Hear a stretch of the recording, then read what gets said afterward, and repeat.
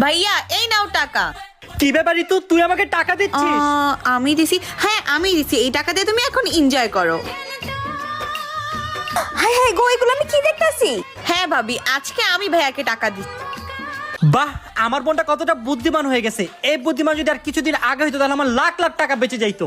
থাক বোন, তোর এই টাকা আমার লাগবে না, এইটা দিয়ে তুই আর তোর ভাবি শপিং করে আয়। আচ্ছা সত্যি ভাইয়া, চলো ভাবি, চলো রে চলো। Bye bye. স্যার কেমন আছেন? হ্যাঁ আমি ভালো আছি। আপনি বিজনেসের টাকাটা পেয়েছিলেন? কোন টাকা? ওই যে ঋতুকে দিয়ে যে বিজনেসের টাকাটা পাঠালাম। ঋতু, জি ভাইয়া বলেন। এই টাকাটা নিয়ে রাকিব স্যারকে দিয়ে দিবা। আচ্ছা, এটা কিসের টাকা? এটা তার বিজনেসের টাকা। আচ্ছা ঠিক আছে। কি?